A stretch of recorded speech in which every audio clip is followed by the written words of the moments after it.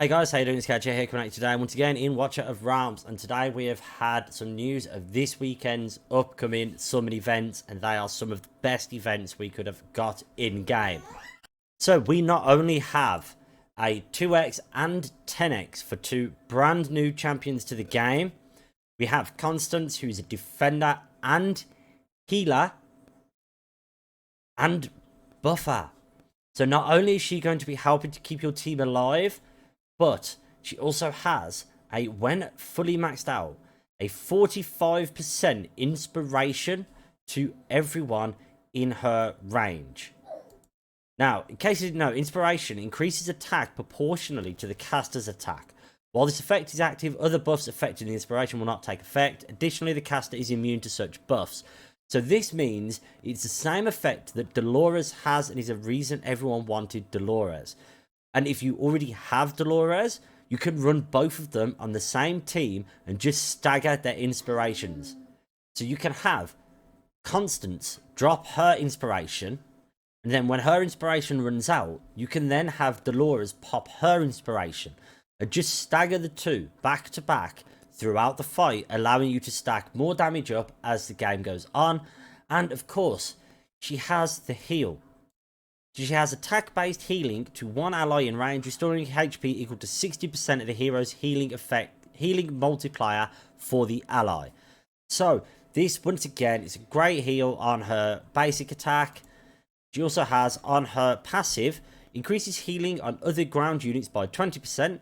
Additionally, her basic attack that heals allies will also apply self-healing at a rate of 40% of the healing multiplier. So she's going to be healing one ally. She's going to be doing 20% more heal to allies that are ground units, and also providing a 40% heal to herself in comparison for her healing multiplier.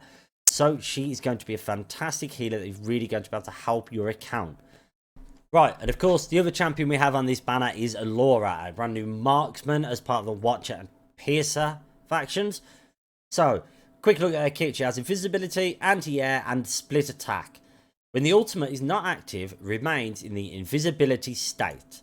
So invisibility cannot be targeted. That's great. While she's not using her ultimate, she should not really require any healing unless you have a tile that is doing damage to you passively. And then we also have, so on her basic attack, which is a physical attack, deals 100% damage to one enemy, prioritizing airborne units. This is great for stages where you need someone who can just deal with the airborne units, allowing you to place ground units that can either tank, defend, or just straight up smack the incoming units. Her ultimate, Burst Strike. When triggered, loses the invisibility state. Each attack changes to 2 strikes in a row, and damage to airborne units increases by 45%. So, when she's doing her ultimate, it's the only time she's able to be targeted, but each attack changes to 2 strikes in a row, and damage to airborne units increases by 45%.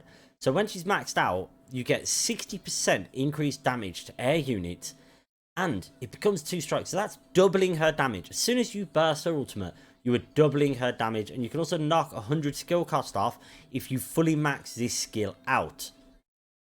And then we have 2 passives.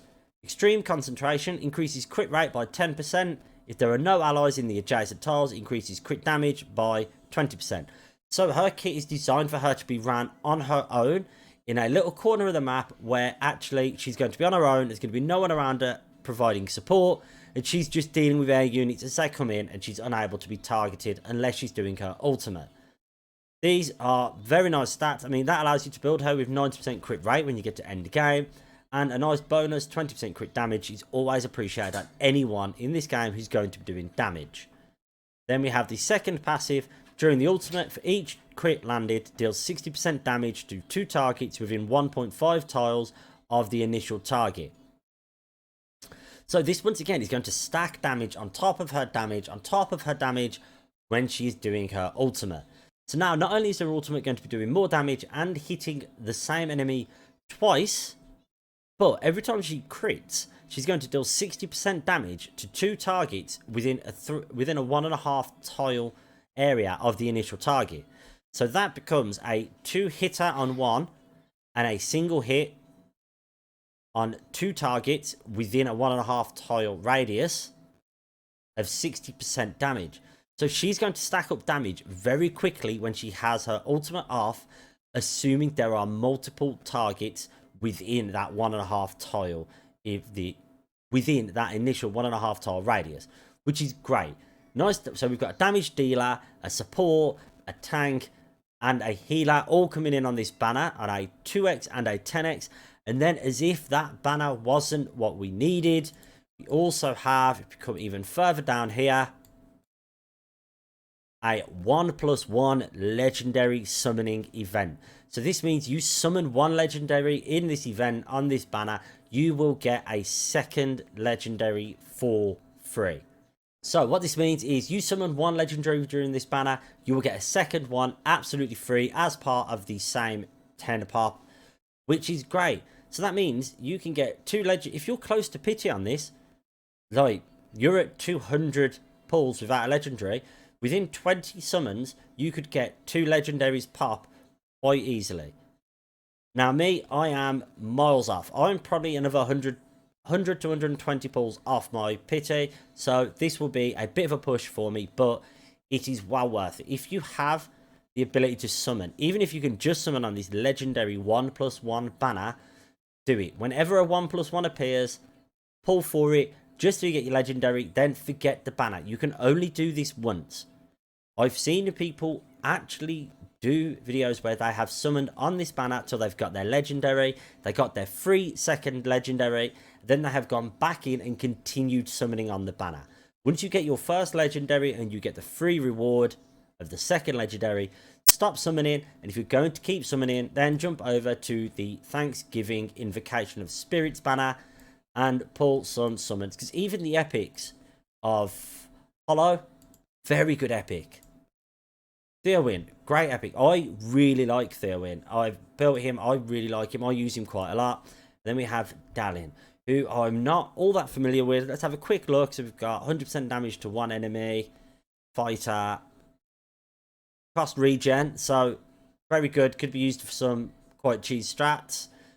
Freedom Defender increases attack by 30% and crit damage by 15% for 10 seconds on the ultimate.